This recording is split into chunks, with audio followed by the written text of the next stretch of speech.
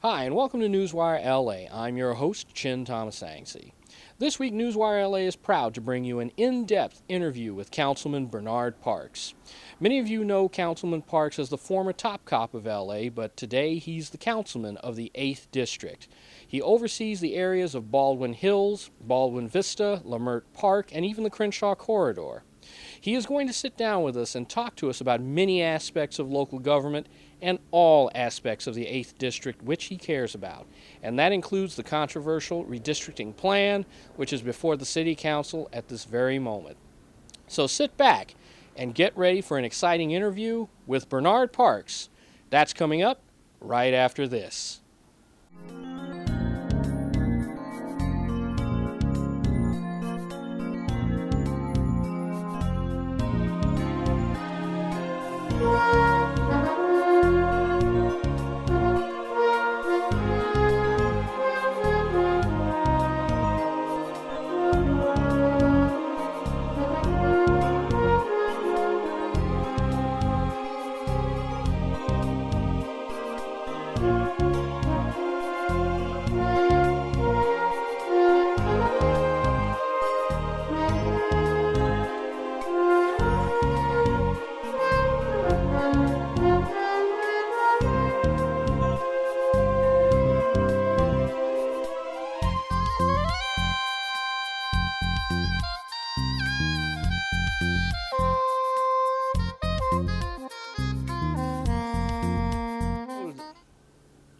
Let's go to Newswire LA's Jamie Wright, who's at the district offices of Councilman Bernard Parks in the Crenshaw District.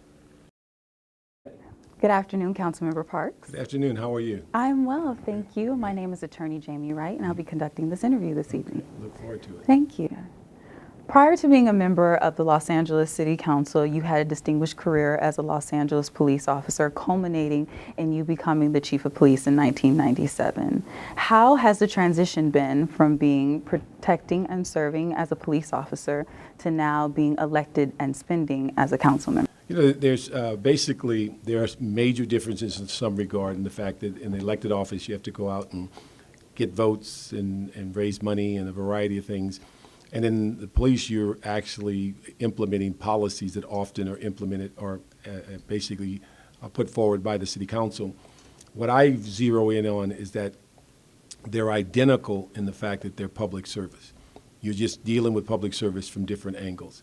And what I sense is that being on the city council, I often have the ability to work on things in proactive manner as opposed to being in the police department where you often were reacting to something that had occurred. So it's a very similar job. It's public service. You're dealing with many issues.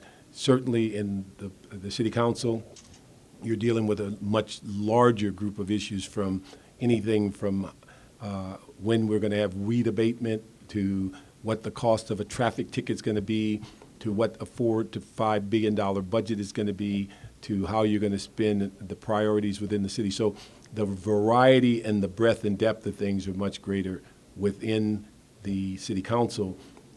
Yet in the police department, you're dealing in many instances with life and death almost daily. If there was one takeaway from your time as chief of police or your tenure as an officer that helped you with the transition, what would that one thing be? I think what's been most important to me is that having had a job and a sense of understanding who you are and what your base is and what you believe in gives you a very good foundation to be a city council member.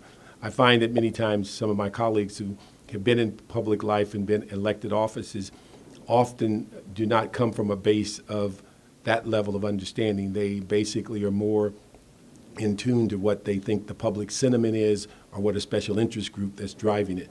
I have appreciated the fact that I have a very good knowledge of the city, and I also feel very strongly that I have values that have been honed over the years, and the fact that I have a good sense of who I am, I think it helps me in evaluating things more objectively and not being swayed by public interest one way or another. So having a strong foundation is something that's very important. And I'm sure it was important 20 years ago during the civil unrest that happened in Los Angeles. That's right. This is the 20th year anniversary. And I was just sort of wondering from your perspective, how has your views changed from being on the police force then, now being a council member, and how has the district, Council District 8, shifted in the last 20 years? Well, I think what we find is that, unfortunately, I've lived through two riots, 65 and 92. And I think what's unfortunate today is that many of the same things are still evident. We still have a low educational system. We still have poverty. We still have a lack of development, a variety of things that churn in the community that often leads to people believing there's no hope. What I've seen on the one hand has changed is that we've had a remarkable success at finding people jobs. My district has led the city 6 years in a row of job creation. Now, although we're proud of that, we also find that some of these jobs, on an average, are making the lowest amount of money. So we have a twofold goal. Let's create jobs and let's try to get jobs that bring in more revenue. The other thing I find is that because the city is so large, often people don't get a sense of what maybe the changes that have gone on since 1992. But if you go back and begin to drive our major streets and you see where an 11-acre plot of land was burned down at 83rd in Vermont, you now have a 200,000 square foot county building there that services 25,000 people in the area. We hope that shortly the remaining 6 acres will be finished. If you look here at in different places within the community, you begin to see the things people ask for. Sit-down restaurants. We have Mavericks Flat. We have Buffalo Wild Wings. We have Post and Beams. If you look at the issue, people talking about public transportation, we have phase 1 of the Expo line that's open, and shortly they'll start building the Crenshaw line that will take you to the airport. So there's a lot of things that have gone on, but there's a lot of things that we have to continue. Let's talk about redistricting a little bit. There was quite a buzz about that in the last couple months, and you were one of two city council members who were one of the strongest opponents, citing Voting Rights Act violations, as well as saying that your district was going to become a poverty pit. That's true. What has been the outcome of the redistricting situation, and how has it actually affected Council District 8? We can guarantee there will be lawsuits that will basically cry out to ask the courts to relieve these communities from being disenfranchised because of the number of violations that we've seen. By the voter rights law, you cannot make decisions on redistricting based solely on the basis of race. We have clear documentation that census tracts were removed from one district to the other merely to move black votes from one district to the other or Latino votes into a district. There was a concerted effort to create a 5th Latino district without any justification, any of that. And so we have a number of issues. Plus, the process was done so poorly that in many instances, I think we had a count of somewhere in the neighborhood of 10,000 people actually showed up to many of these hearings. The commission ignored them almost entirely, the verbal input. The Voter Rights Act says the voter rights and redistricting should be driven by the voice of the people. When you have thousands of people that come out and tell the commission these maps, the city maps as they currently sit are fine, do not alter them, and yet we come out with drastically different maps with no explanation of where they came from, that basically is telling the community that they're disenfranchised and their voice is meaningless. And when you have the day that the maps were approved by the council, somewhere in the neighborhood of 600 people showed up to city council. About 80% of them said, we don't like the maps and you should vote against them. And they just basically ignored the public again. So I think those are the kind of things that going before court we think will be a very strong case. My district only grew about 3,000 votes, 3,000 people. So I was within the percentage deviation that I didn't have to make one change.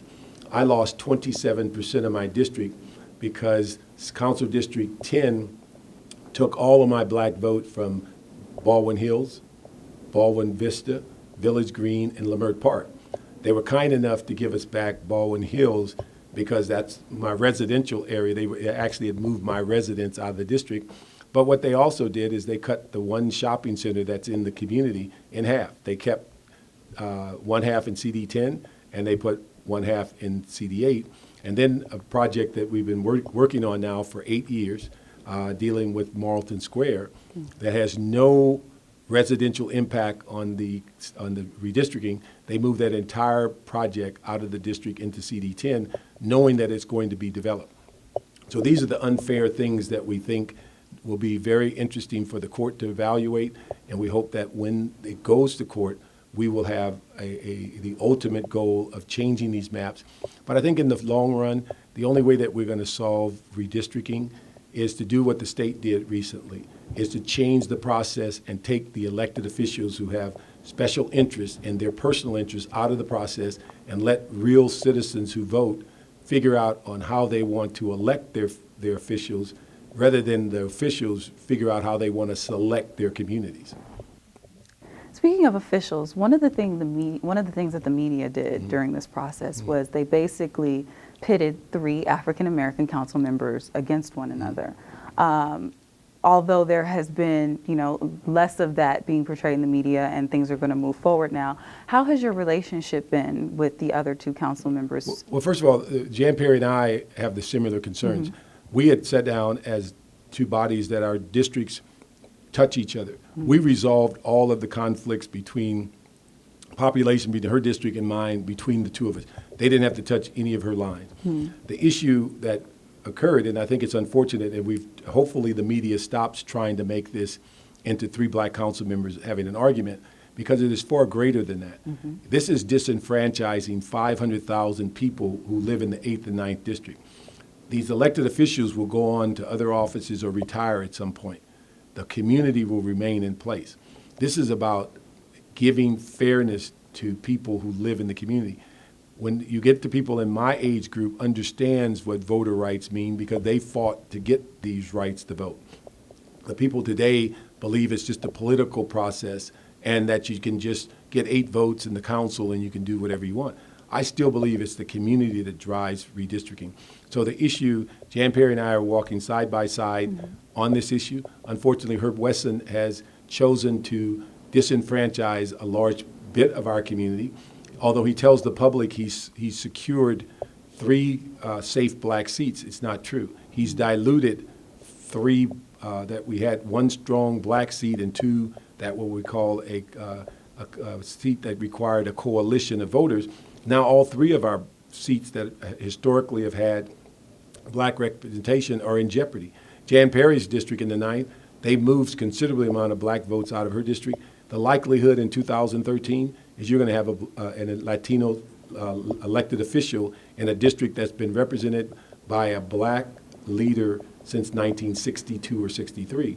And everyone that's been in that district, whether it was Gilbert Lindsay, Rita Walters, Jan Perry, have all been elected on coalitions between blacks, Asians, also with Hispanics and Caucasians. Everyone in the 10th district since Tom Bradley has been elected with a similar kind of coalition. The only district in the city of LA that had enough black votes to be voted by black people solely is the 8th district. That's now been diluted. So in the future, in 2015, when I leave office, the next candidate is going to have to rely on a coalition of candidates. And then all of those people that left the 8th district, they all of a sudden are going to wake up one day and realize, while a member of the 10th district, their vote is now diluted amongst votes all the way from Pico Fairfax, votes in Koreatown, votes in Midtown. Their voting strength has been diluted to where it will become completely, in a sense, of being ignored. And so that's what happens by moving lines. And it's unfortunate that Herb Wesson has done this, but the key is I think we have to alert the community that it's not over and they have to continue fighting for their rights. I mean, and once you alert the community, what can they do in order to fight for their rights? Well, they can do several things. In fact, people thought, we've talked to a number of people, and people said this is a dead issue. We've had about 24 pastors show up yesterday at City Council who represent about 4,000 churches. They went in and asked and demanded a meeting with the mayor. They want to talk with him before he gets this legislation. They came before the council and they sent a clear message. They said, we have churches throughout all of your districts. We want to let you know, when you run for office, you always want to come to our churches, you're not going to be welcome. Those who run for citywide office, you're not going to be welcome in our community if you vote against our interests. They made it clear that there's consequences and that they may lose a battle shortly about redistricting, but they intend to be here in the long haul, that they're not going to allow people to come in their community and basically use the front row of their churches as a basis of catapulting their political career at the expense of people that they represent as people within their church. So I think it was a very clear message. They're going to meet with the mayor. I think there's also a major push by particularly the clergy, who has sent a message to the mayor also that if he signs this legislation, if he disenfranchises communities that voted for him overwhelmingly as a candidate, they intend to move forward and begin to use the next level of concern is to direct their attention to the President of the United States and ask the question, how do you allow a man to be the chair of the Democratic Convention and he's disenfranchising minorities within his own city? Stay tuned for more on this exciting story as we begin segment 2.